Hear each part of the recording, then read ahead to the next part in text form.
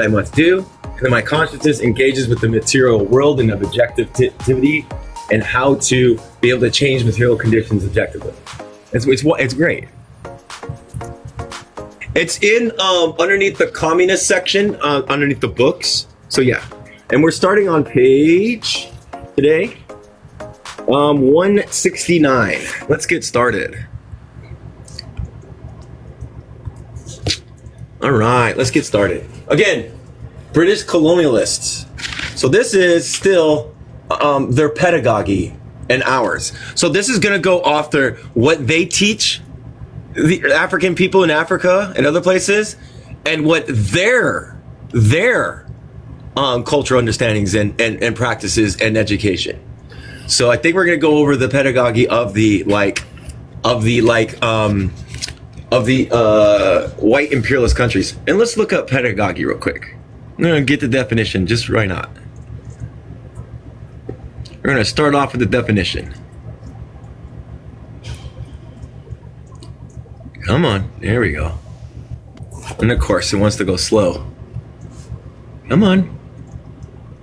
Hello, computer. Computer. Hello, computer.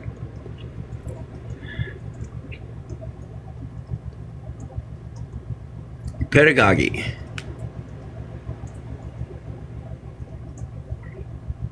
There we go. Pedagogy definition. And of course, it's going so slow. Right when I need it to go faster, it's going slow. It's fucking figures. Am I still good? I don't know why this is not working. Why aren't you working? Oh my God, work.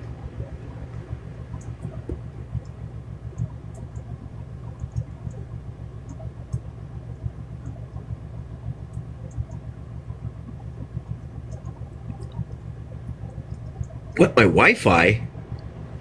Is my Wi-Fi not working now? Oh my God, dude. Okay. All right, finally, it brought up, my fault. The method and practice of teaching, especially as an academic subject or theoretical concept. That is pedagogy. Or pedagogy, or pedagogy. I don't know how a lot of people pronounce it much differently. Some people pronounce it the way I do, other people pronounce it the other way. All right, here we go. Again, chapter 10, the British colonialist schools of the African historiography and the question of African independence. Views on African independence can be divided into three major categories as follows. 1, the colonial rulers, out of goodwill, granted independence for which Africans had previously have been given the necessary training. 2, the African people through mass nationalist parties wrested political independency from the colonizer through struggle. 3, with malice and deep strategy, the colonial powers themselves promoted a handover of the trapping of sovereignty of that African independence meant false decolonization. Hold on a second, I gotta do something real quick, everybody. Hold on. All right, sorry about that. You probably heard it. Okay, good. All right. In terms of intrinsic merit, the second and third categories above are the much greater importance than the first because they reveal more about the historic processes which they are set out to explain, and they contribute more to an understanding of the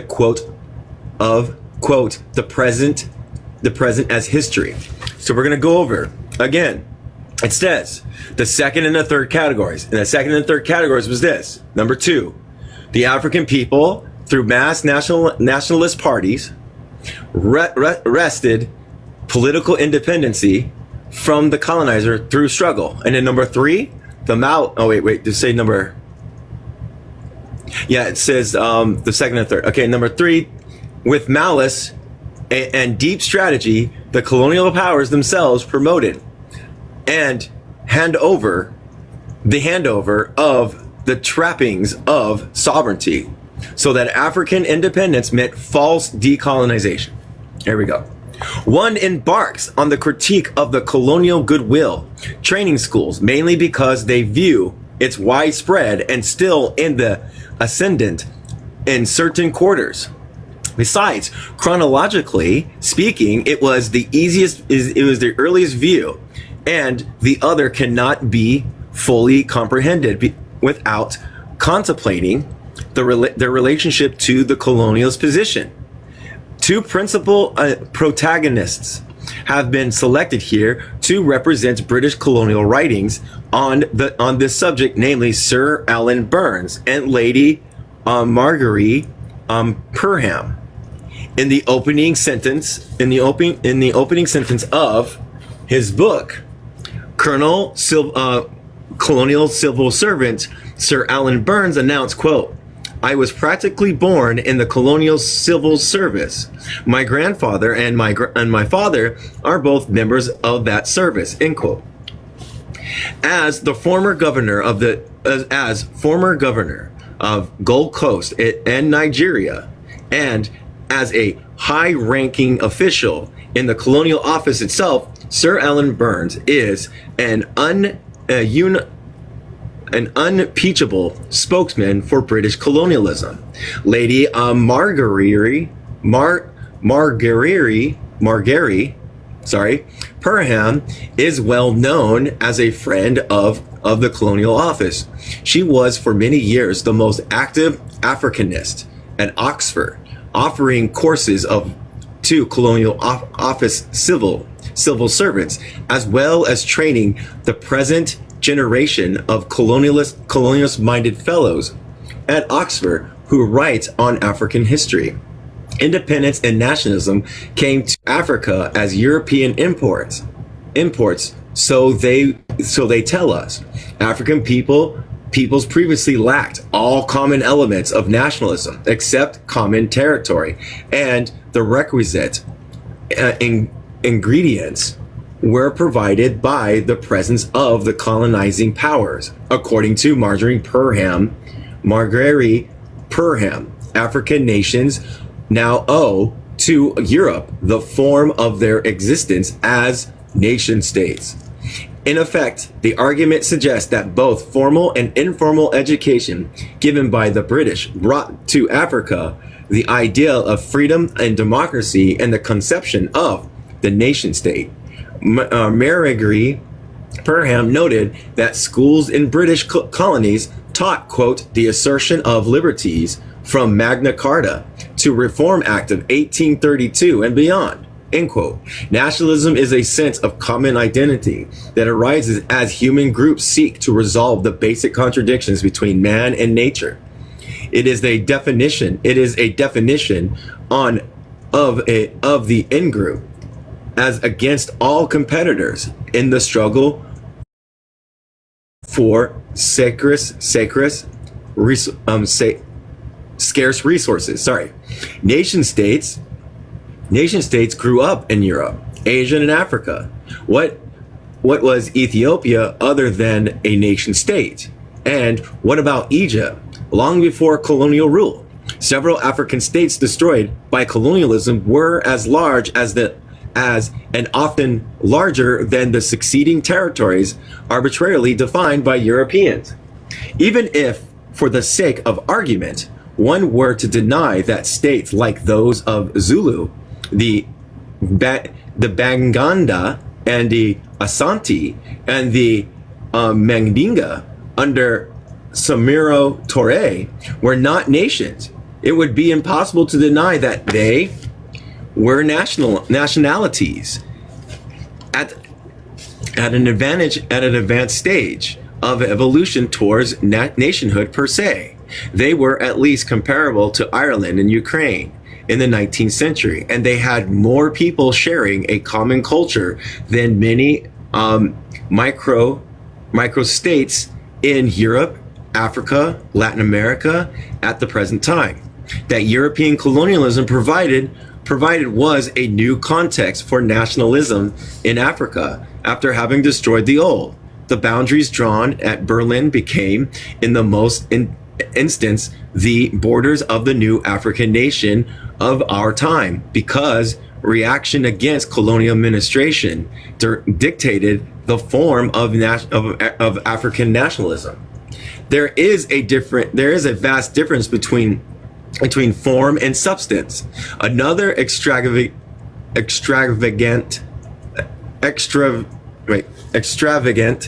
exertions of colonial goodwill training schools is that Africans were taught, quote, freedom, or more modestly, quote, the domestic freedom, the democratic freedoms, end quote. Sir Alan Burns states categorically that quote, the Sudan under Anglo-Egyptian I can't say this word. I have to reread that sentence again, everybody. Sorry. Condominium. I can't do it. Condominium. Maybe it's condominium. Huh. Condominium. Yep, it's condominium. Sorry, everybody. All right. Let me go back. Another extravagant assertions of the colonial willpower training schools is that Africans were taught, quote, freedom, or more modestly taught the democratic freedom, end quote. Sir Alan Burns states categorically that quote, the Sudan under Anglo-Egyptian condominium owes everything, including independence, to British tutelage, end quote. Do the concepts of the freedom and independence really involve tuition and learning? It has aptly been pointed out that throughout history there is no evidence of an individuals or groups being against the ideal of freedom, though there are countless numbers who have been against the freedom of others, claiming freedom on behalf of the people of Tanganyika at the United Nations in 1956. Mwalimu Julius Nyerere spoke of freedom in terms of, quote, a natural call, a call of the spirit, ringing in the hearts of all men and of all times, educated and uneducated, to rebel against foreign domination. He was making a reference to the great Haji Maji wars by the people of southern Tanganyika against the Germans, and the thesis can be aptly illustrated in a wide range of African resistance to the imposition of colonial rule in the last 2 decades of the 19th century and the first decade of the 20th. With respect to democratic freedom, quote unquote, one can say that the issue is much narrower than that of relaxing to, quote unquote, freedom.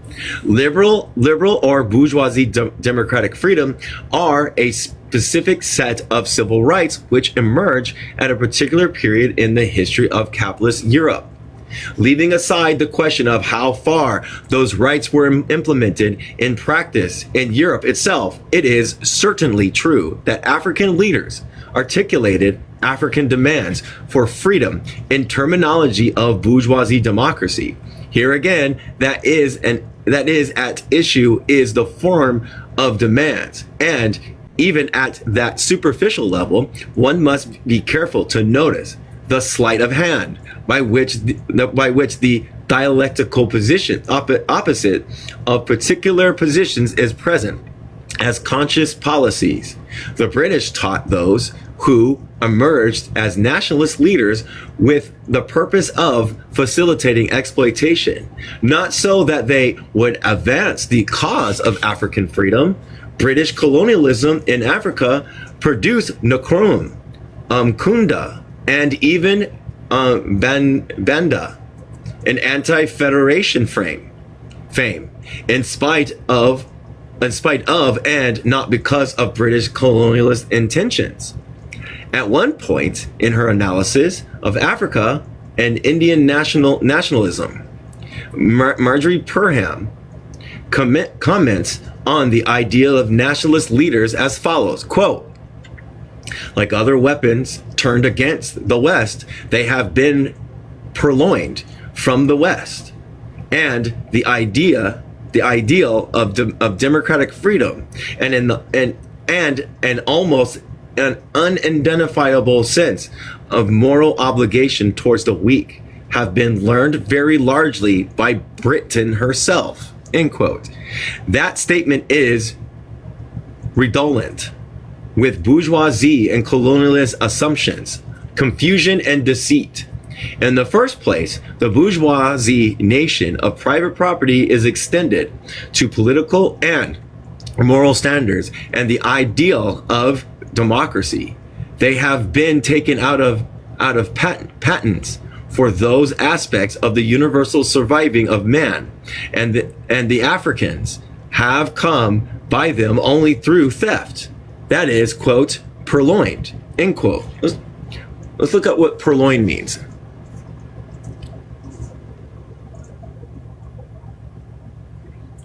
Oh my gosh. They haven't read Fanon. Fanon's first thing on violence is about that. You weirdo. How the fuck does he not say Fanon doesn't talk about decolonialism? What the hell? That's fucking hilarious. Jesus Christ. Let's look at what purloined means. Let's look at what purloined means.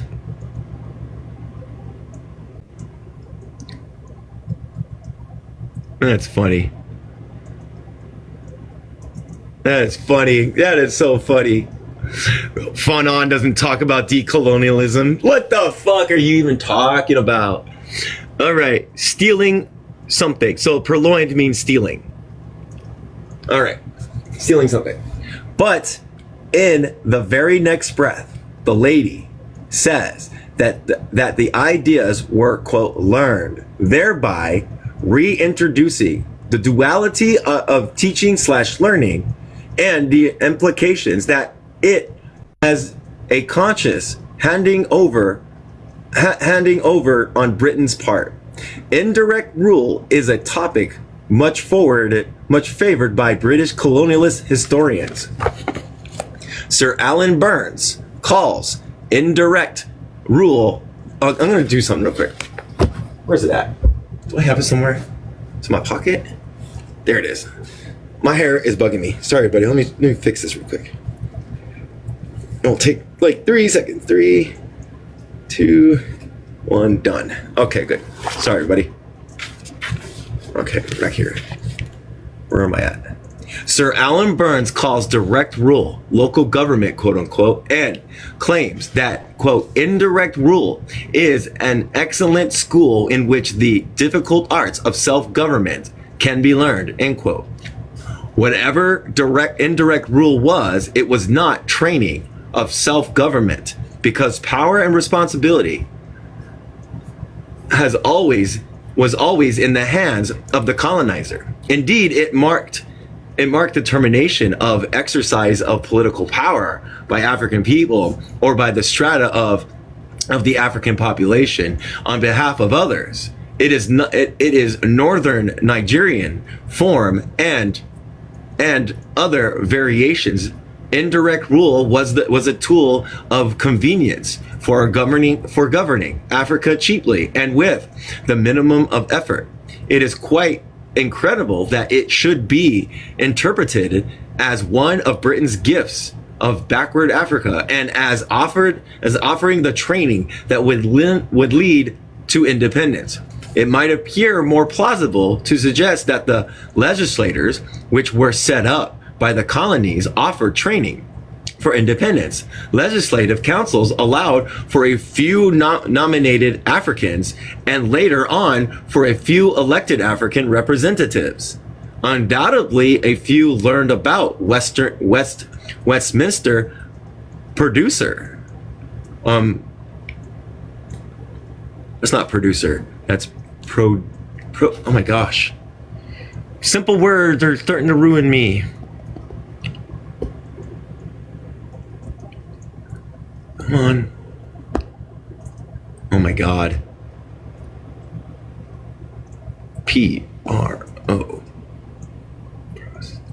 I have no idea. The DUR is killing me. Procedure. That's what it is. Okay. The minister procedure and about when bills went into committee, when they had their second reading, and so on. But that is hardly enough grounds to concluding that the legislative councils were the, quote, educational prototype of centralized parliamentary government, end quote, to use the word of Marguerite Perham. Up until the time that internal self-government was constitutionally made possible, all other legislative experiments were variations on the theme of metropolitan domination via the governor of the colony. The basic question is whether Africans are participating in the exercise of power and responsibility, to which the answer is no. All colonial constitutions stress the reserve, paramount, and overriding powers of the governor, thus guaranteeing that African members would be frustrated in the few instances where honest and courageous African nationalists were permitted to enter. In its extreme form, the colonial goodwill training thesis amounts to the assertion that colonialism from the outset was cautiously liquidating itself. Sir Alan Burns applies this by observing that in the very process of colonizing Africa, Britain was, quote, bringing under its protection backward peoples and leading them towards civilization. What a fucking racist piece of shit. With reference in Nigeria, he wrote that, quote, we are in Nigeria merely as trustees for the people, and it is our business to train them as rapidly as possible for self-government, end quote. A writer who claimed that British education in the colonies was education for freedom, and that indirect rule was practiced in the art of self-government, should also maintain that Britain was planning decolonization virtually from the word, quote, go. In that regard, Burns maintains consistency at the price of holding the laughable view that British conquered only so as to plan decolonization. Marguerite Perham is more cautious and less consistent when it comes to timing the moment when Imperial Britain decided on the policy of self-government as a possibility. She moves much closer to the end of colonial period. If admittance of Africans to the Legislative Council was part of the preparation of self-government and independence, then the timing of Britain's goodwill training program should at least date from the 1920s. However, Perham concedes that colonial administration hardly got underway properly until the 1930s, and it was not until the Second World War that Britain began a timeable independence. Quote, the war had subtly changed Britain's attitude through. The authorities hardly knew it until faced with the decision, end quote. She writes, so now we know that there was a change post 1944, that there could not therefore have been a previous policy to contemplate independence, and that even after 1944, this change does not become effective until colonial authorities were faced with, quote, the decision, yes, end quote, namely what to do with great Africa and Asian humanity, which said, quote, enough to colonial ownership, overlordship. So what they're doing is they want to get the contact, but they're going to train people to maintain the colonial rules indirectly. That's why they're setting them up and training them in these things. It's wild. It's always how it is. Just looking back a little bit. Thank you for giving out the things. I appreciate that. Thank you for doing those things. I appreciate it. In a part of her work, Perham unreservedly admits that anti-colonialism and anti-imperialism represents the last Hellenist phase in the reaction of the rest of the world against the long domination of the West. She concedes the basic desire for freedom on the part of all peoples and actually uses the term, quote, regaining of independence, with reference to the movement of African sovereignty in the late 50s. A reading of several texts from this British colonial historiographical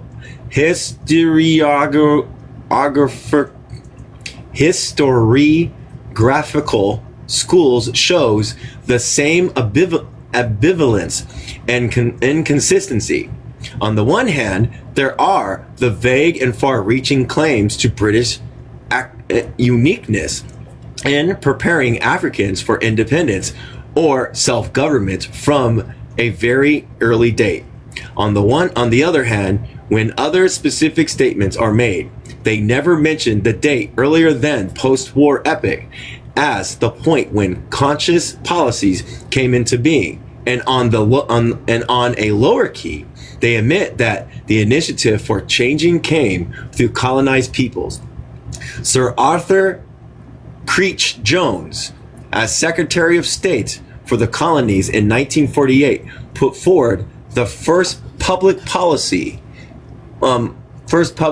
statement to the effect that the central purpose of British colonial policy was to guide the colonial territories to responsible self-government within the Commonwealth.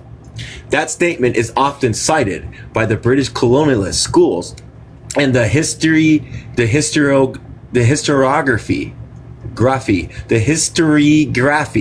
can't say that word, under this discussion. The discussion, and Perham places considerable emphasis on the role of the Labour Party in that respect, with the experience of India, Ceylon, and Burma behind them. British policymakers had apparently anticipated the goal of eventual African self-government within the Commonwealth and the rapid and full constitutional independence which actually came to Africa. It is the contention here that the nature and degree of independence and the timing of that eventually, as conceived by some British policymakers in 1948, were all significantly different from what did occur in the years to follow. The most dramatic testimony that Africans, rather than the British, were the ones who set the main patterns of constitutional change in the 1960s is provided by the remarks of colonial officials right up to the eve of those changes. Remarks showing blissful unawareness that the end of colonialism was in sight. Burns addressed a seminar of colonial officials at Oxford in 1948 in the capacity of governor of the Gold Coast. He begins as follows. I have been asked to speak to you this morning on the future of the colonial service, as I think it must develop if it is to meet the growing demands that will be made on it. Oh my gosh, I'm having a hard time. Be made on it during the next 20 to 30 years. There have even been suggestions that our empire is coming to an end, that our colonies are now anxious and ready to stand by themselves, and there will shortly be no more need for colonial civil service. I don't believe it. That's the end of the quote.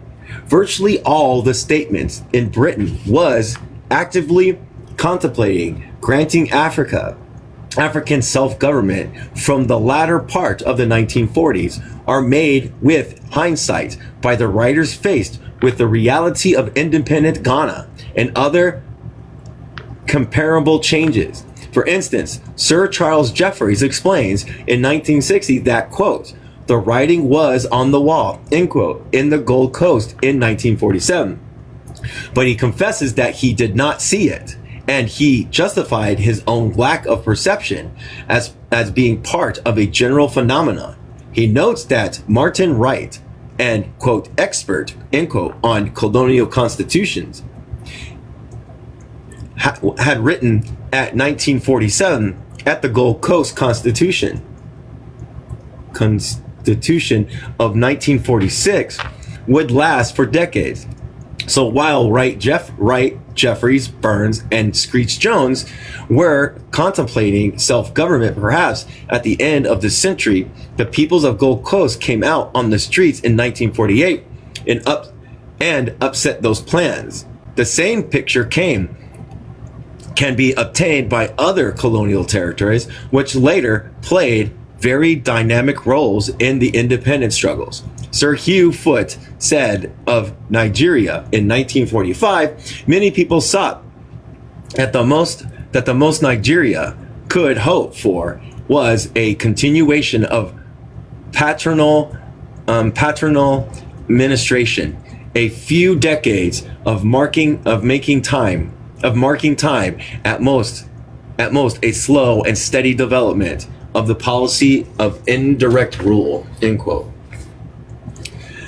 With hardly any exception, the British colonial historians would join Perham in acknowledging that the nationalist movements developed with, quote, the unexpected speed and power, end quote, this is explained away by the colonial goodwill train, school as something that did not contradict the substance of British plans, but was, quote, merely a matter of timing, end quote.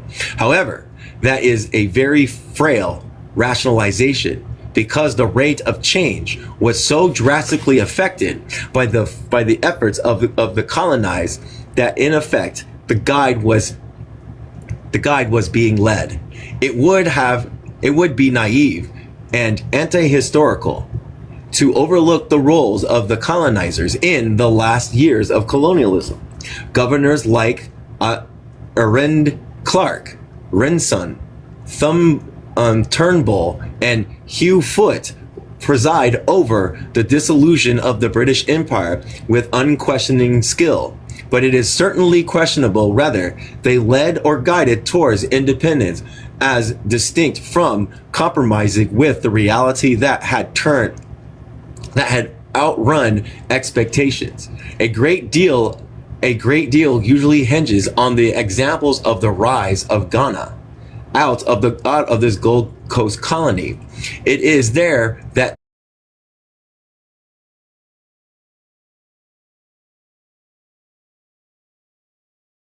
one can pin the same way as events leading to the independence of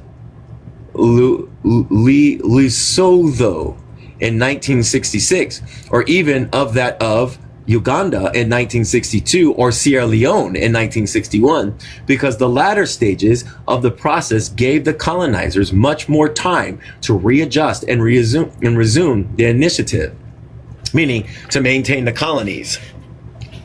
The detailed history of the Gold Coast from 1947 to 1957 is one of British backpedaling on the specific issues of constitutional independence. It was rioting by working elements that led to the Kansi Commission, quote, self-government now, end quote, meant a great deal more than eventual self-government. And a leap from self-government to independence was also, from the British viewpoint, a major concession. The consequence of events is incompatible with the notion that the process reflected the central purpose of British colonial policy. British colonialist historians constantly propose that the most disinterested of motives was lying behind British colonialism in Africa. In their interpretation of British decolonization, they merely assert the factor of goodwill and never contemplate the possibility of self-interest. Thus, Marguerite Perham writes, and here's what she writes, or they write, I think I don't know. Nowhere except in the regions of white settlements did Britain even attempt to refuse the demand once her government was convinced of its strength. The problem was essentially one of timing. With her stance of efficiency and her sense of obligation to minority groups, British governments want to see the transfer of power carried out by the gradual and orderly stages. A reconsideration of the supposedly philanthropic, I can't say this is philanthropic. We're gonna look up that word. I can never say philanthropies. My tongue and my lips won't do it. I wonder if that's just a problem I have. If I can never fix it. Is that it? I'm gonna make sure. Philanthropist. Philanthropist. I can't say it. Philanthropic.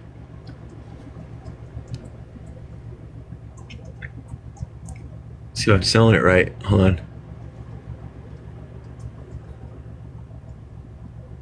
Hold on.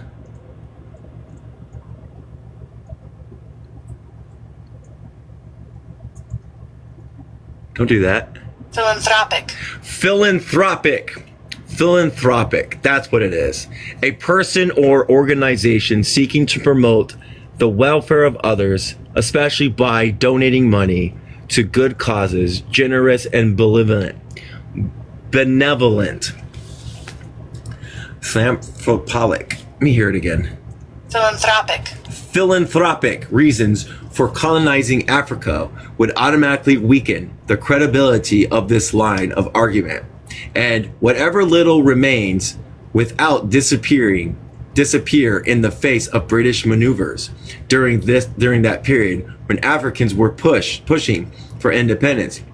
Why were so many African nationalism leaders jailed? What about the attempts to interfere with the character of the regimes that would rule the independent African states? Without going into the details, one can cite Zanzibar as a blatant example of the way in which the British tried to manipulate the granting of independence so as to frustrate the will of the African majority and leave local power in the hands of the trusted Arabic elite. British colonialists withdrew only when faced with a challenge. They beat a strategic retreat in the light of their own interest, seeking to preserve as much as was possible that was entirely neutral, and is to be expected in any such political situation. It needs to be argued only because certain high priests have suggested otherwise. British colonialist writers on the period of decolonization in Africa invariably refer to the notions of, quote, mandate, end quote, or, quote, trusteeship, or, quote, welfare, or, end quote, development, as being integral to the purpose of colonial rule. Some of the actors in the colonizing drama had made such claims from the outset, notably Livingston in his emphasis on Christianity and commerce, and Lord Lugard in his thesis in dual mandate. However, it was not until after the last war that policy statements consistently included the welfare of Africans as one of the motivations of colonial rule, coinciding with the establishment of colonial development and welfare. CD and W. Sir Alan Burns adds this concern of the British for African economic independency to the list of other noble motives. In 1957, he asserted that, and this is him, the avowed British policy is today as it has been for many decades, to lead all independent territories up to self-government, and in the meantime, to teach the peoples of the country concerned the difficult art of governing themselves, and to improve the economic conditions of each territory so that it may be able to face the future unaided. My mouth is really watery today. The CD&W fund is generally projected by writers of the school as Britain's contribution to the socio-economic welfare of the colonies and to their economic self-sufficiency. But the CD&W loans were not intended to make the colonies more independent, nor did they accidentally achieve that end. The loans were meant to develop certain social services and infrastructures in the colonies so as to minimize their potential within the imperial context. The French were doing the same with their funds, and so both operations were following the line of thought advanced most cogently by the colonial ministers. Albert Serault in 1914, the policy of Miss E. Villers, or economic maximization of a potentiality of the colonies in the interest of the metropoles. Britain and France made no bones about the fact that the colonies were required to bail the metropoles out of the desperate post-war economic situation. To a considerable extent, the colonies did serve that purpose. Discerning Africans saw the whole CD&W scheme as a fraud, having nothing to do with African development and a great deal to do with the welfare of Europe. But in any event, none of its British planners ever asserted more than aim to develop both the colonies and British in terms of their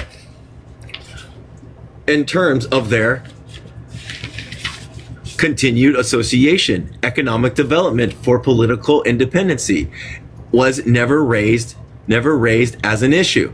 Undoubtedly, no nationalist movement in Africa is far as advanced in constitution and judicial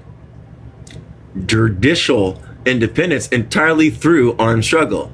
Not even Algeria. Apart from Algeria and perhaps Kenya, it cannot be said that violence was the dominant element within anyone's colony. Yet in spite of all that, it was misleading to characterize the independence movements of as nonviolent.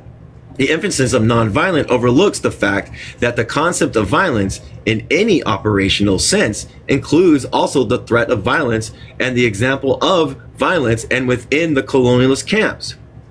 An additional confusion is deliberately granted to obscure the fact that colonialism was violence in a form hardly less distilled than slavery. Colonialism was violently imposed on Africa. It was violently maintained. Land grabbing was violence. Forced labor was violence. Tax collection was violence. Certain judicial functions emanating from the colonizing power placed only the briefest of lying cloths to cover the nakedness of violent colonial oppression. If the colonized exposed the legal functions of, quote, law and order, end quote, then there was a riot act and the colonial police. If the local forces were inadequate, then the troop carrying gunboat was forthcoming. In spite of all that, there was a pattern of violence in the colonies, stemming from workers and peasants' actions such as strikes and boycotts. There were enough of those in the interwar years and in the post-war epochs to make the colonialists extremely apprehensive. Nationalists and anti-colonialists inside and outside the African continent, neutrally naturally drew attention to the evidence of that African resistance against European exploitation, which took the form of strikes and violent demonstrations. However, colonialist historians, and especially those with administrative backgrounds, were well aware of the same phenomenon. Burns dictated a chapter in his Colonial Civil Servants to quote wars and riots. He noted the seriousness of Egba rebellion, EGBA, Egba rebellion in Western Nigeria in 1918, and of the Aba women riots in Eastern Nigeria in 1929. He admitted that the quote Gold Coast has a bad reputation for wars and civil disturbance, some of which were against the alien government, end quote. He was acting governor in Nigeria in 1942 when the trade unions mobilized against the government, and he went on the air to broadcast a typical government appeal for quote reasonableness and quote loyalty, while promising that he must do his quote duties if anyone dared to go on strike. The increasing intensity of such strikes and confrontations after the war must be necessarily entered into British calculation as to how long unalterated colonialism could last. The winning of constitutional independency in any given African territory has to be correlated with winning of independence everywhere else on the continent and in Asia, so as to determine to what extent that the so-called peaceful handovers or power was really peaceful and was due to the goodness of the colonizers, and to what extent it was an option forced on them by examples of violence in particular colonies, and by the threat of violence implicit in any nationalist movement which had shaped the people into a single resolute force. It is, for example, palpably obvious that the French learned from defeat in Vietnam that they should quit the whole of Indochina peacefully, rather than perish at another Dien Bien Phu. The French repeated their high-handed action in Africa and found that the National War of Liberation threatened to reduce the French 100 franc note to a piece of worthless paper, and had already bequeathed the National Assembly in Paris with the succession of Jack-in-the-Box premiers. That there was clearly a connection with the unsuccessful French wars of repression in Algeria and the hate with which they tried to establish acceptable African governments in West Africa. As for the British, Malay, I can't say it, Malay, hunted them in Asia, and the example in Kenya gave them diarrhea in Africa. True, they did suppress the Mau Mau land and freedom army, but at what cost? Imperialism is not imperialism if it costs more to suppress the exploited than the imperialists receive in surplus. The British knew that it was wise to proceed with African independence rather than court more Mau Mau. Even in far off British Guyana,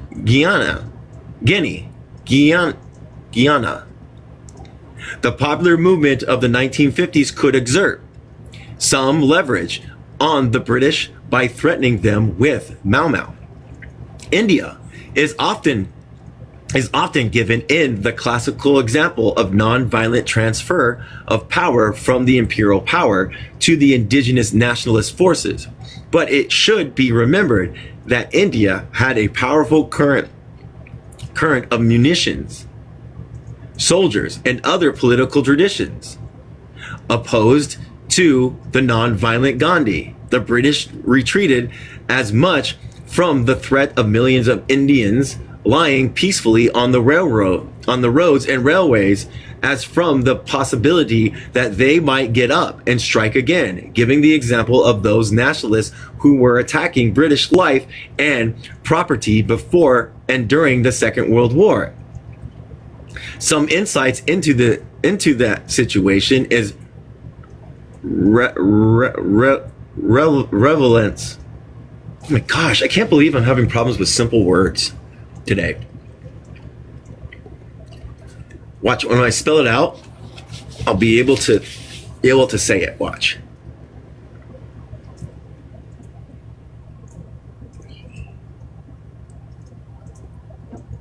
Relevance. Yeah, relevance. Knew it. Relevance to Africa is provided by W.R. Crocker in his book Self-Government for the Colonies, written in 1949.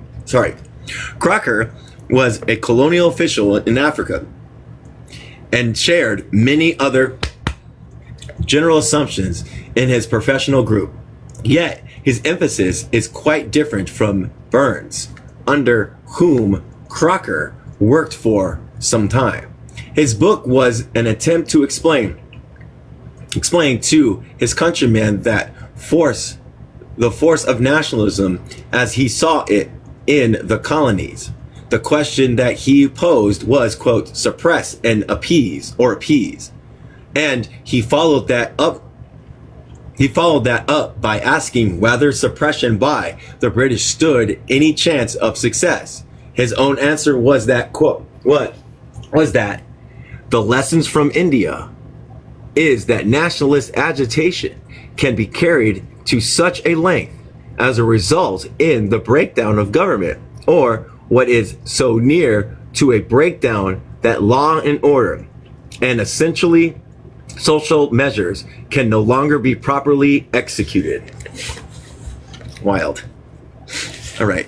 Crocker also made reference to the cost and difficulty of putting down the early armed African movements for independence in Algeria in 1920s and the Madagascar in 1946, as well as the People's War in Indochina.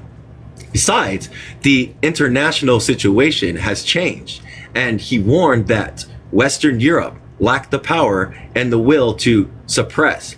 Therefore, it was essential to, quote, appease, and he explained, why is my mouth so watery right now?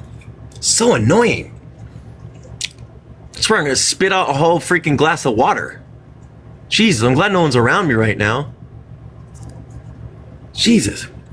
By appeasing, I mean that the existence of the reality of the nationalist movement must be taken very seriously, and that efforts must be bent to controlling it, grounding it, and competing with it up until the moment when power can be transferred with the reasonable prospect of inflicting no undue suffering upon the docile majority, or up until the moment when the retain of power is no longer practicable.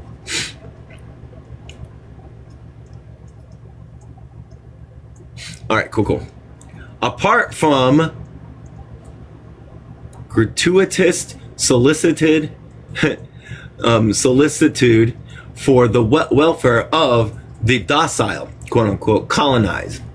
An above statement really gets down to the nitty gritty. Crocker goes into a few more details where he warns that to oppose the agitators is to make them more popular, and that to hold back too long in granting African demands for independence would be dangerous. In one sense, Crocker was a liberal among reactionaries, while in another sense, he was no more progressive, save that his line was a frank exposure of what the colonialists were doing, while others were trying to say that the hyphen was only a goat.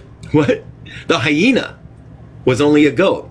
For that, Mangry Perham tries to hide under the rubric of, quote, transfer of power, is what he exposed in his definition of, quote, appease. Showed an awkwardness of constitutional independence in India and Burma had not weakened the ties between those territories and Britain. The problem was how and when to step down, so to secure the best of the situation. He has, as he explains it, and here's his explanation.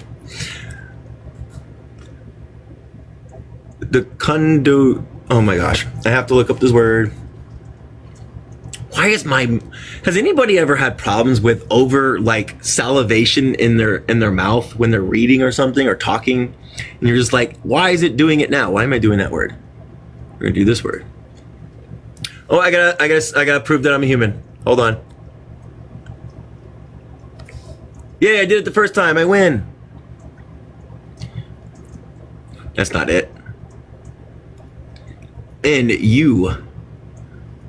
Conundrum. See? As soon as I brought it out, it was able to. The conundrum of when to transfer authority and how in any given territory will require the highest political qualities. But English history is in many ways a history of political genius. If the British are true to their genius, the British colonial problem can be solved. Fuck him. Fuck the British, everybody. Fuck the British, right? Fuck the British.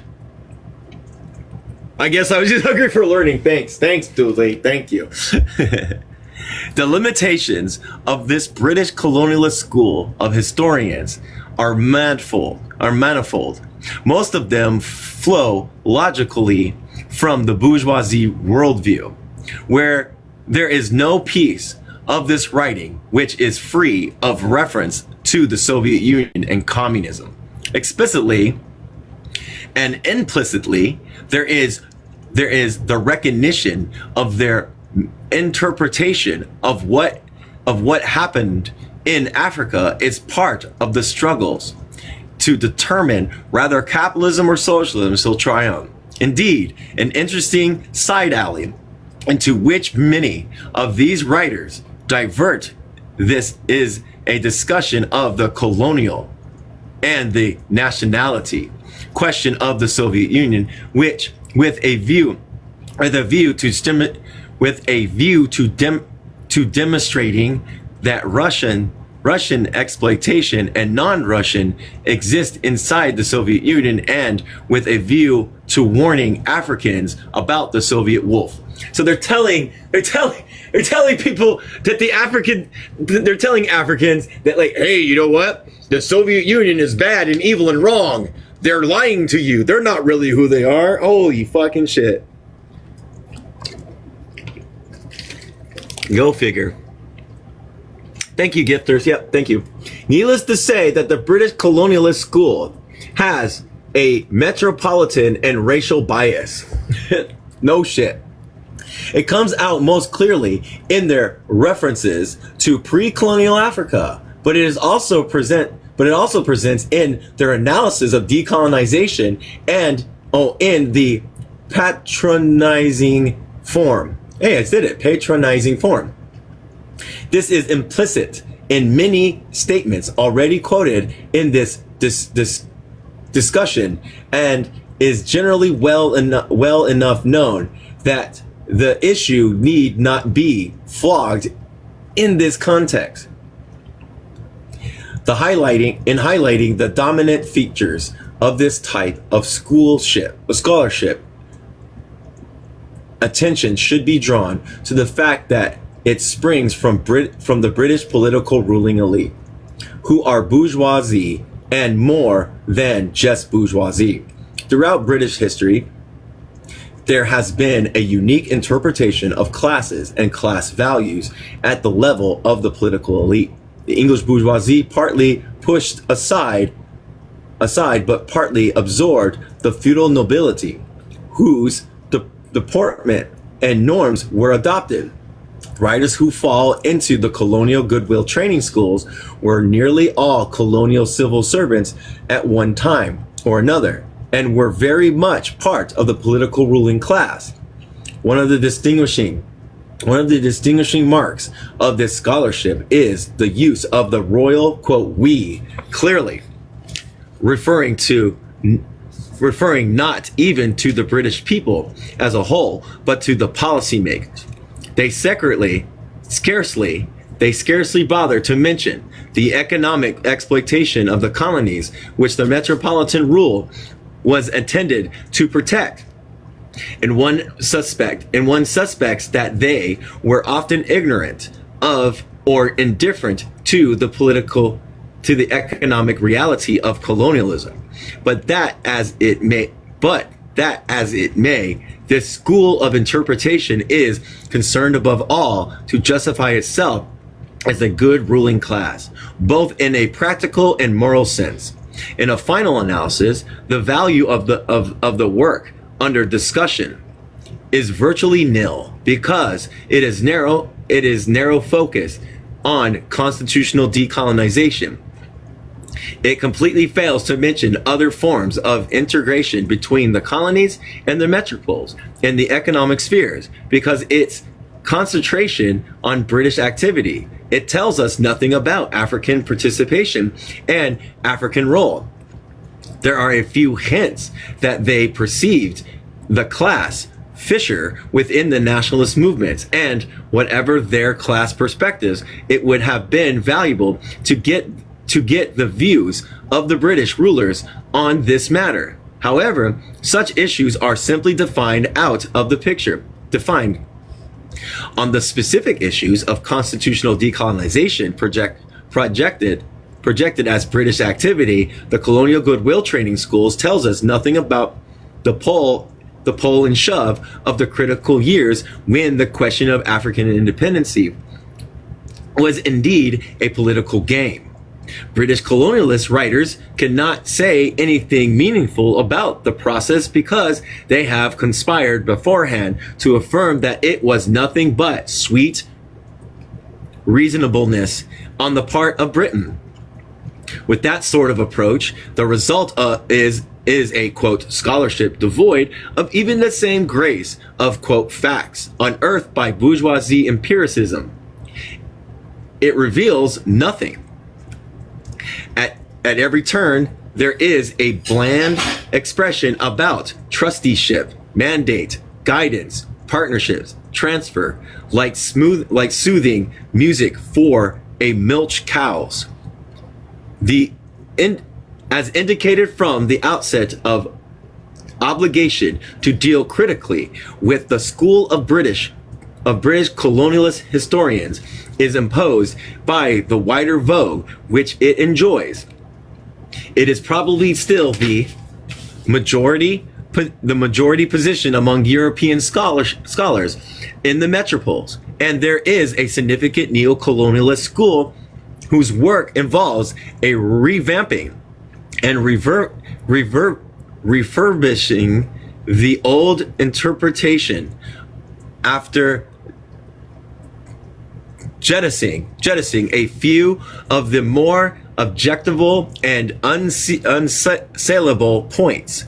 Besides, a historical view is not the property of historians. It is the expression of class, national, racial, and other presuppositions, and it returns to strengthen the said the presuppositions. The vast majority of Englishmen will never give a thought to African history, but whenever they react to an issue involving Africa or Africans, their judgment is shot through by the colonialist historical interpretations. Supposedly, in the new spirit of independence, African research historians have taken to compiling texts for schools, sometimes in collaborations with whites who are very much tied to the old colonial structures. Thus, Joseph Aniani of Nigeria got together with Godfrey Brown to edit West Africa in the 19th and 20th century. And they handed over a chapter on colonial rule in West Africa to W.E.F. Ward, a former educational officer on the staff of the British Colonial Office. Understandably, Ward spoke on behalf of his own country and class and restarted the colonial goodwill training myth. And this is what he says, I think. When I joined the British Colonial Service in 1924, the fashionable slogan was, quote, trusteeship. I was told that West Africa was not yet ready for self-government, but that it would be one day.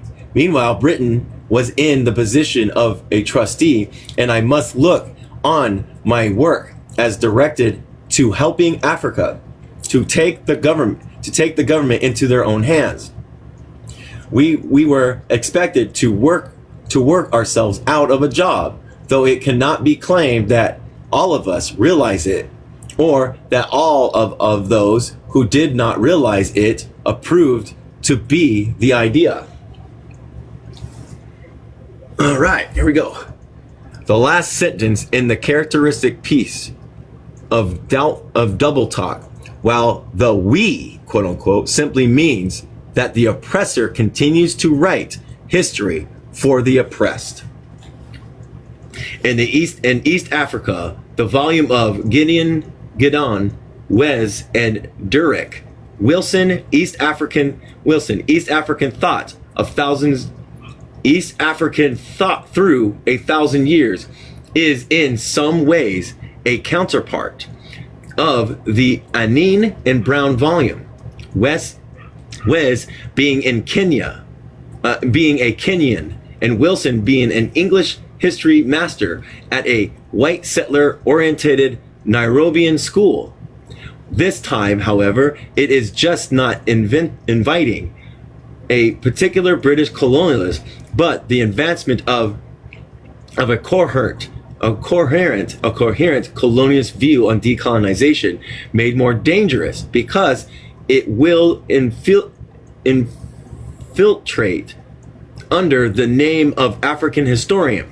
East Africa through a thousand years completely accepts the frame of reference of British colonialist historians, whereby constitutional matters were the focus of the decolonization process. It presents to African school certificate pupils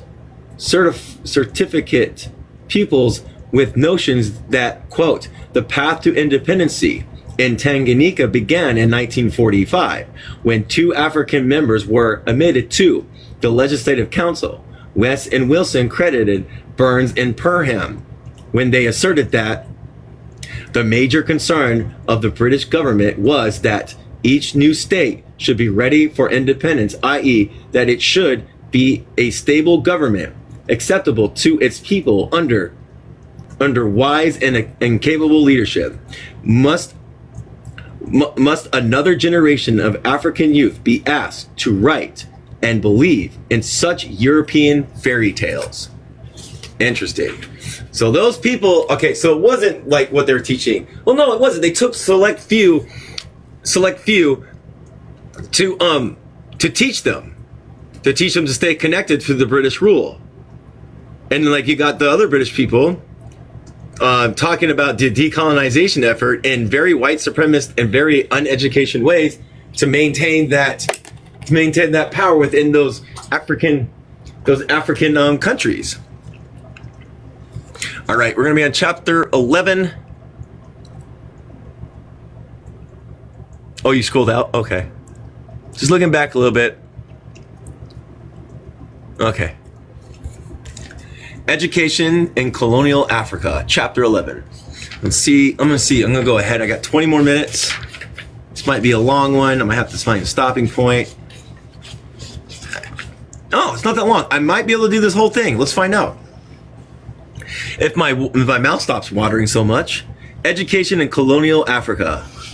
The separation of knowledge has been entrenched within the structures of bourgeoisie universities in such a way that scholars in the humanities and social science can only pay lip service to the concept of multidisciplinary approaches. It would appear that education as a subject or department is particularly alienated and cut off from other disciplines. Disciplines. Certainly on the development issue, the little that is written hardly ever integrates the aspects of education. At the same time, educationists who write about, quote, educational development are unwilling to or unable to relate this to the movement of the society as a whole. The inclusion of the topic in this series of seminars attests to its fundamental importance to the political, economic, and cultural changes taken place in Africa over the last 8 to 9 decades. The balance, a quote, balance sheet, end quote, approach to the colonial period in Africa invariably fastens on to the building of schools as a decisive element in favor of the colonial benevolence. One attempt is made to explain how this benefited or developed Africa in the Africans, developed Africa and the Africans. But the argument carries great force because of the universalized assumption that Western education per se is good. Africans came to believe it, and the vast majority still do believe it. After all, someone with a school education on the continent is distinctly better off than someone who has not gone to the kind of school yet set up by Europeans. It is also obvious that the leadership of the political parties that strove for independence was drawn mainly from the educated elites. In this sense, European education of the colonized may appear to have been a crucial factor in the political development. Yet, there is perhaps no subject on which conscious Africans can be so aroused to that of colonial education. The path of political awareness in Africa more often than not leads to a denunciation of missionaries, colonial schools, Shakespeare, and cultural imperialism. When prodded, any African education under the colonial system can point to numerous incongruities for individual experience of the curricula, teachers, and procedures of the schools he or she attended. Indeed, with the same individuals, there is often an ambivalence of pride in scholastic achievement on the one hand, and flagellation.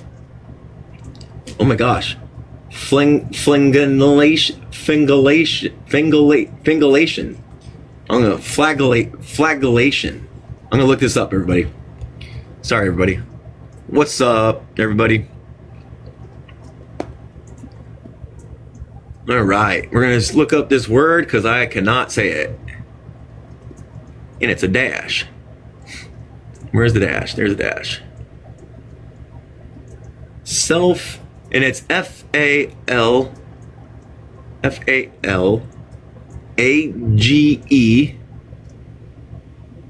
There it is, I think. make sure. There we go. I found it. Oh my gosh, it won't let me say it.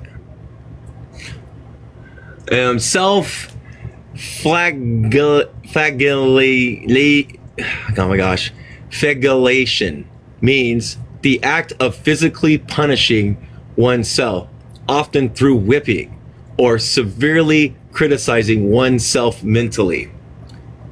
Oh my gosh, what? Flagellation. I'm trying. I can't do it. I'm so sorry. It's got to be my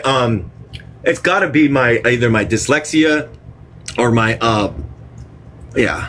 Thank you though. Thank you. I appreciate that. On the others, because they had acquiesced to their racist colonialist educational program. Education in Africa was not approached systematically by the colonial powers until 1920s. By that time, colonial administration had been set up throughout the continent, and a range of economic activities were placed in motion with the aim of providing surplus for the metropoles. So basically, they're training them in order to maintain and to get extractive their labor and their resources, giving them the justification, I think.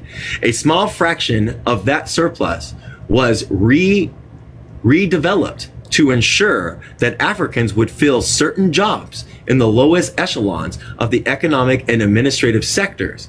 Primarily, schooling was all that was essential for those positions as messengers, clerks, police constables, and so forth. But it was also necessary to train African teachers and a handful of Africans who were sufficiently initiated into the European way of life to pass these experiences on to their brothers and to act within church, state, and private firms as middlemen between the European hierarchies and the African masses. Hence, the growth of a modicum of secondary schooling, teacher training, and eventually the rare experiences of university education. Functionally, colonial education was developing the, quote, modern sectors in Africa: mining, cash crops, agriculture, and trade with Europe. In effect, that meant the development of Europe and the underdevelopment of the African economy. It must not be forgotten that Africa has its own indigenous system of education to the European impact. This system did not simply disappear, but it suffered the same contradictions and denomination of virtually as did the traditional economy. The disappearance of craft skills is nothing else but the disappearance of the education that had previously caused those skills to flourish.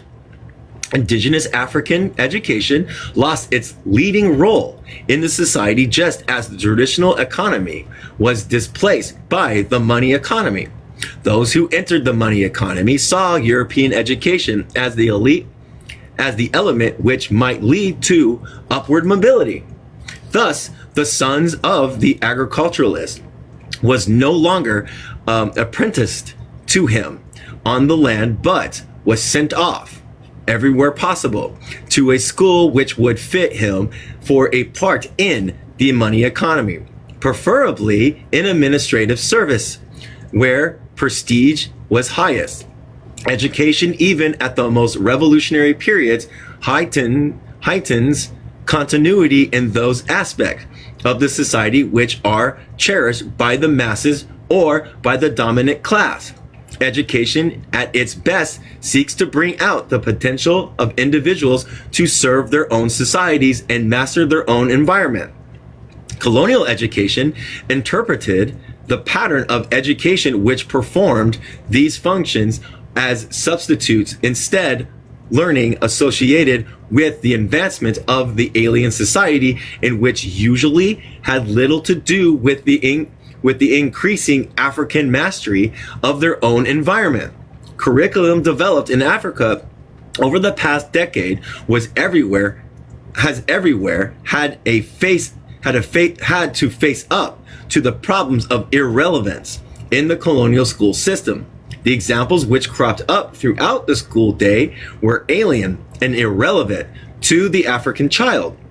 Rather than building upon that existed, colonial schooling destroyed what existed, which made it easier in the long term to subscribe to the greater lie that no education was previously available.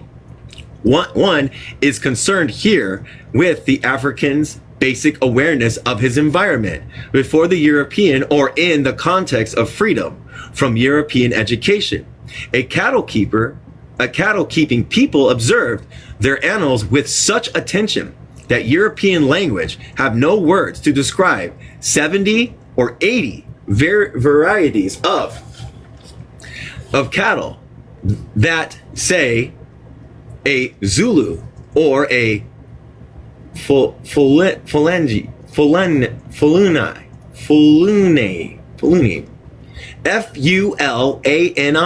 felt it necessary to distinguish. In a similar vein, it was noted that African children in the forests would nominally know the names of dozens of trees at the earlier age, and would confound the European visitors who could not tell one leaf from another. The point here is that a European educated African was just such a stranger and, oh my gosh, ignoramus in his own land. It is this break in the continuity of the historical movement in Africa that I am constantly referring to as, quote, underdevelopment in an activity sense, and it embraces economic, political, and cultural fields. Presumably, if African education had been replaced by something of greater value to African people, it would still have been possible to claim that Africa benefited and developed. Indeed, it would be argued that they could jump to higher stages, which would have been long in coming if a process of uninterpreted evolution had gone on. However, the new education was severely lacking in many ways. To begin with, it was education for the tiny minority, replacing a system of education for all that had previously existed. The quantitative limitations of colonial education need to be stressed, both as a corrective to the colonialists' claim that they brought education to Africa, and as means of understanding that present situations in Africa is profoundly influenced by the fact that the school system inherited from colonialism cannot possibly cater to the majority of the population. The masses of figures could be brought to show how few were the Africans who were allowed schooling by the colonial powers. A large proportion of the few were primary school dropouts, while the insignificant minority made it to secondary school. After all, it was to be noted that Africa today still has appalling figures of illiteracy and inadequate schooling, in spite of the fact that the independent governments have often done more than 10 years than the colonialists did in 75.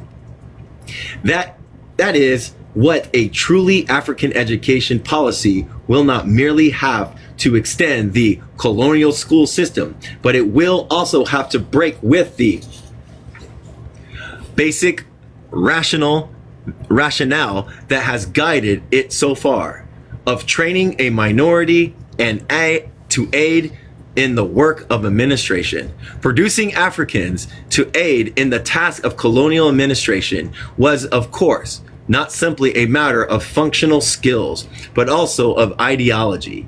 Always learning is presented within a given ideological frame.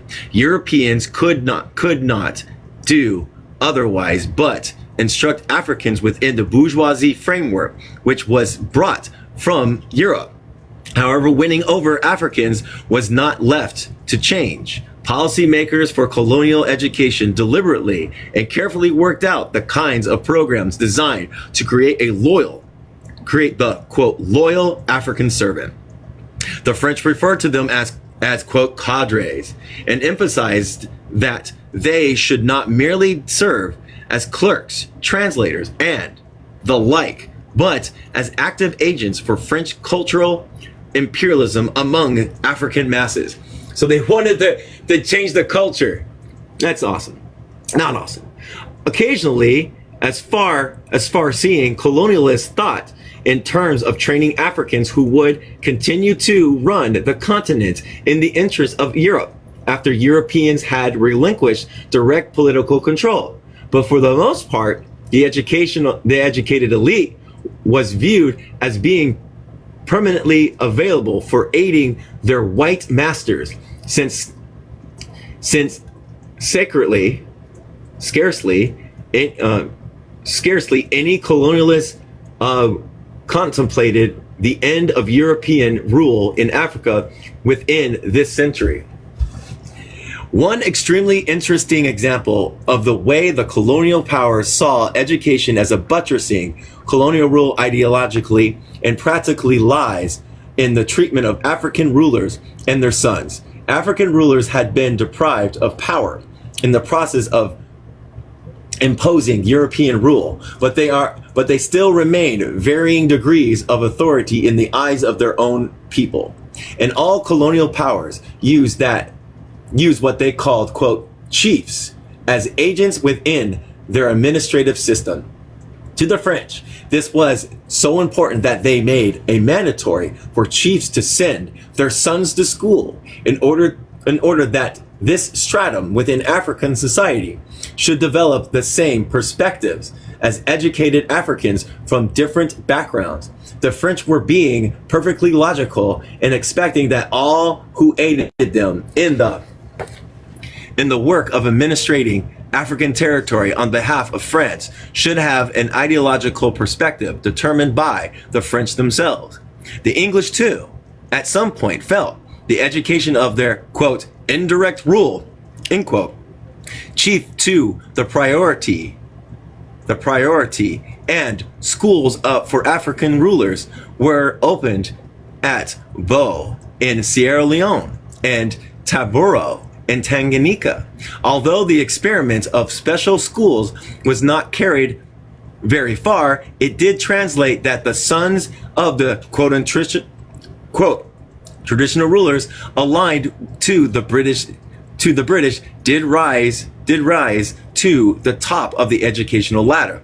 In the Gold Coast colony and Nigeria, clashes between the educated elites and the quote illiterate chiefs used to be common in the 1930s, but they disappeared in the post-war epoch as education and other factors cemented the privileged into a class whose interests were more readily reconcilable with those of the colonialists than they were with the interests of African masses. When the Germans and English ruling classes of the 19th century decided to give more education to their workers, they did so out of the realization that they were enhancing the value of labor. Similarly, European policymakers for African colonies perceived that education was one aspect of the maximization of the continent's resources. The policy of the Mise E. Villiers, a French colonial minister, Albert Serault, put it. Inevitably, in such a case, the oppressor tries to recreate the oppressed in the image which is most suitable for the persisting with the relationship of domination and subordination. In the case of Africans, the education system was doubly dangerous because it also fostered white racism and destroyed African sense of identity and the point of self-hate. The kind of studies done in the impact of white education on black people of the US, and the sort of conclusions taught by Fanon of the quote white mass of the black West Indians are all highly relevant to the educational situation of colonial Africa.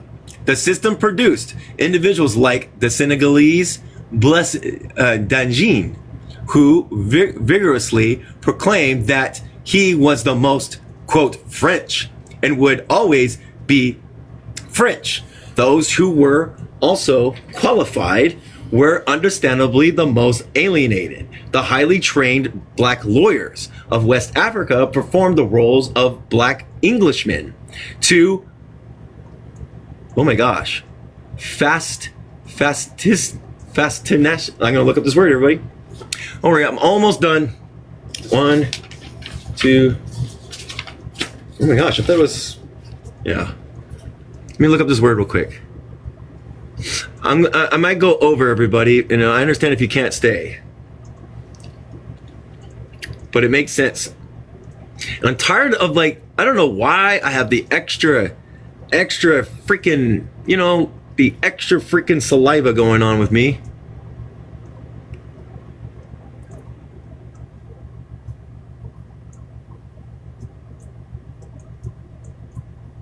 There we go. And of course, it won't do this. It's FASTIDIOUSLY, meaning doing something with malicious attention, meticulous attention to detail, great care, and often an excessive concern for cleanliness and neatness. Thank you. As to outdo the models they were imitating. There we go. The picture they present is both droll and tragic. Colonial education, in this respect, was a tragic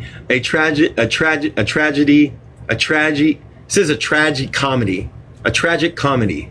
Some colonialists recognize how distorted and destructive were the images produced by colonial education in Africa. One of the highest ranking French officials was distressed to hear that black Africans were made to recite that, quote, the goals of our ancestors had blue eyes, end quote. Others expressed dissatisfaction with the educational standards in more conventional sense, because the colonial education given to Africans was hopelessly interfered by the criteria of contemporary Europe, and it became relatively more backward as the colonial period advanced. In the widening gap between African and European sectors of the world, imperialist economy was matched by the widening gap between the standards of achievements in the European type education available to both sectors. While teaching methods were evolving in Europe, those in Africa remained fixed in the Victorian mold. While some freedom was being created in the atmosphere of European classrooms, the authoritarianism of colonialism reinforced the authoritarianism of backward scholasticism. Racism added to this mess, so that even the African head teacher ran the risk of being publicly disciplined within his school by some Twitter of a white school inspector. Not Twitter as in making a tweet. Europeans were quite aware that they were giving Africans an inferior education by European standards, quite apart from the contradictions that sprung from offering the European-oriented schooling in Africa children.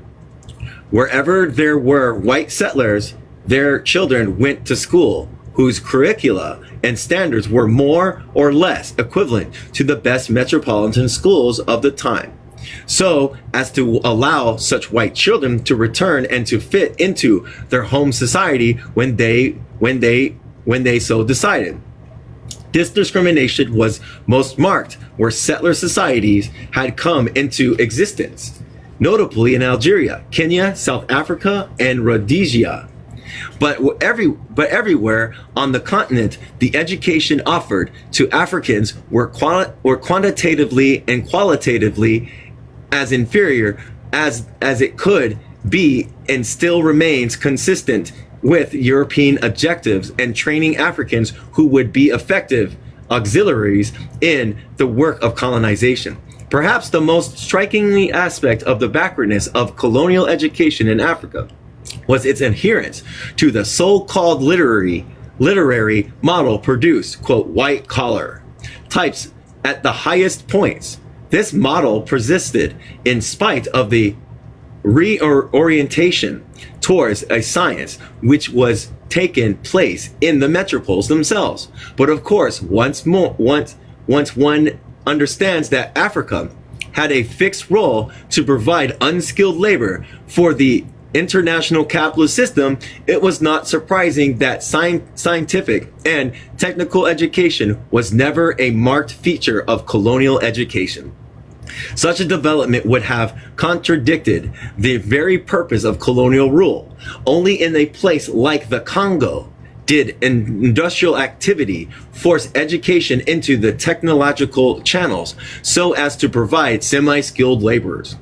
The same potential existed throughout southern Africa, but it was denied by the unavailing racist policy designed to keep Africans from rising into the skills and semi-skilled employment grades of the mining economy.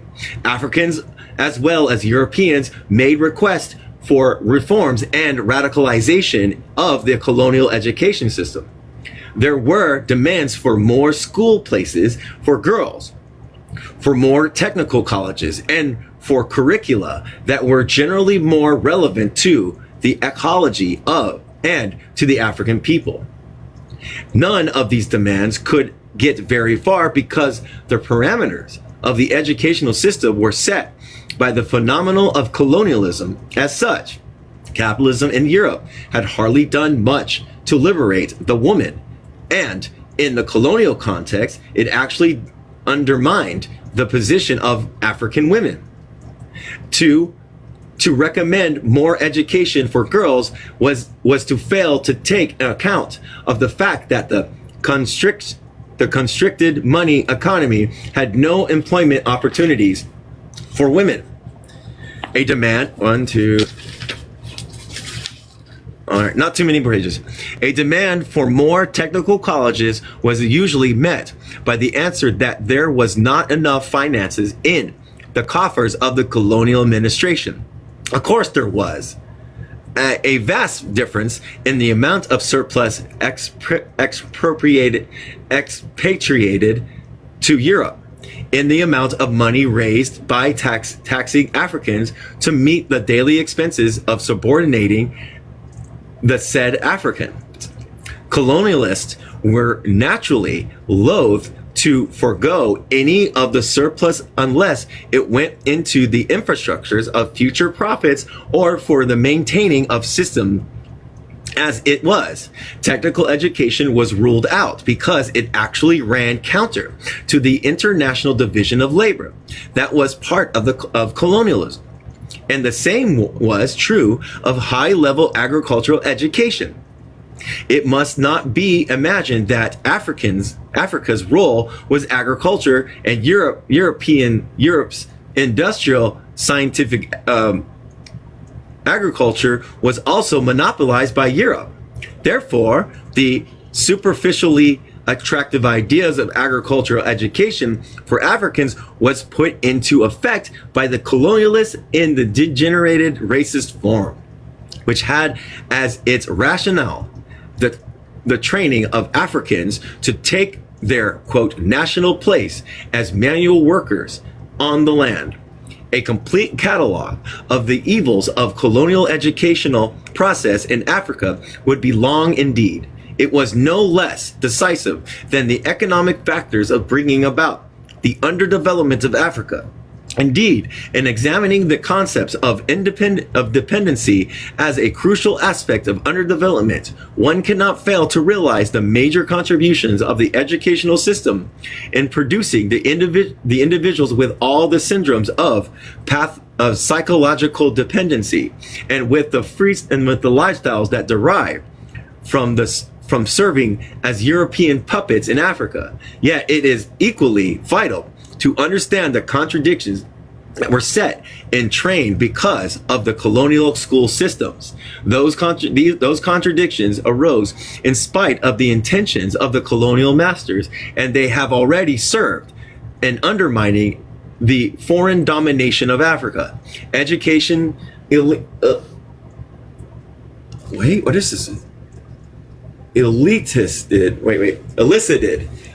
a very positive response from large numbers of Africans. A great deal of force in one form or another was employed in getting the money economy in motion, and education was one of the very few positive inducements that motivated people both to join the money economy and to increase their participation in ways such as extended acreage of cash crops. Colonized Africans not only pressured the colonial government to build more schools, but they themselves made tremendous efforts in including 30-mile walks to the school, local financing of schools and teachers, the community programs for educating students in Africa and even abroad. To some extent, these efforts aided the colonial enterprise. More Africans were thereby having access to European type education without the colonials having to release as much of their profits as they might otherwise had to do. However, the African drive for more education defeated the purpose of the colonialists in a number of ways. The principal consequence is that particularly in British colonies, where there were more Africans in primary education than in the colonials' reality required. Let me do this. Colonies, there were more Africans with primary education than the colonialists really required for their own tasks. The colonial regime were unable to provide such individuals either with secondary schooling or with jobs that fitted their expectations created by the years of schooling. It is clear that in many colonies, the crisis of the primary school leavers was a serious factor leading dynamism to the African independence movement. The African search for, quote, modern education also had a marked mobilizational and organizational effect. The act of getting together to finance a school was a political act. The sponsorship of the sponsorship scheme tied to palm oil or to cotton cultivation was also a political response on the part of the oppressed.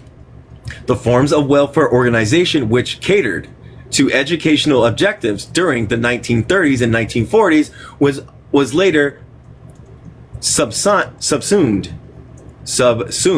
by the mass political parties. As Africans broke beyond the bounds of colonial education opportunities, individuals as well as collective opposition to colonial rule was engendered.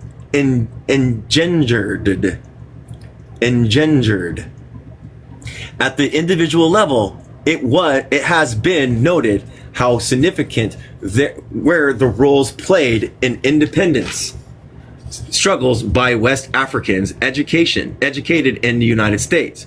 Those individuals were part of a process of seeking out Western education wherever it could be found. Coming from places like Nigeria, their normal outlets of limited higher education was in Britain, but they sought new frontiers in the United States when they found one openings no openings in Britain.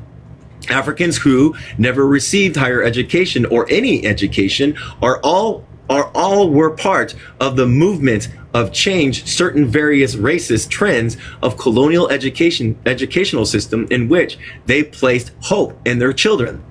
In French West Africa, the major issue over which there was popular protest was the French attempt to create, quote, bush schools that were supposedly more relevant to Africans' needs, but were fundamentally aimed to create an inferior educational environment for, quote, the natives. The struggle against these schools was a victorious one, and it formed part of the national independence struggles in France, West Africa, and French Equatorial Africa in the post-World War era. The same is true of the African movement against agriculture education in British East and Central Africa.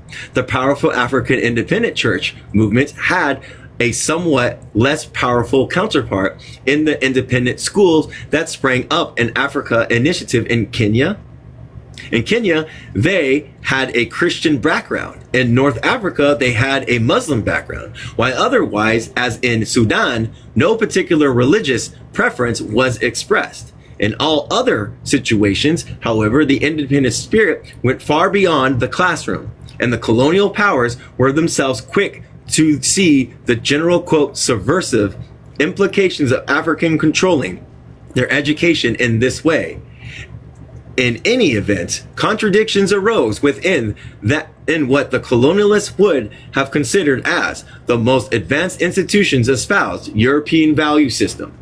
With very few exceptions, the leaders of Africa independence movement were products of an educational program that was aimed to keep them as colonial subjects. The opposition to the colonial intellectual formation took place at two levels. A few individuals actually rejected the entire value system of capitalism, individualism, racism, and exploitation. There were a few who uncompromisingly continue to strike out against imperialism after gaining a token of constitutional independence. The second level of protest was generated by the contradictions between the value system and the personal aspirations of educated Africans. They had been taught about freedom, liberty, and a career opened to the talents, and instead found that colonial rule offered the educated elites none of these things. Taken together with all these other contradictions, contractions of colonial society, the antagonism between the colonizers and the African educated elites was a notable contribution to the emergence of national political parties and to the gaining of constitutional independence as a step on Africans' march towards the reconquering of political power lost through the imposition of European colonial rule. Wherever on the African continent education originating with the colonialists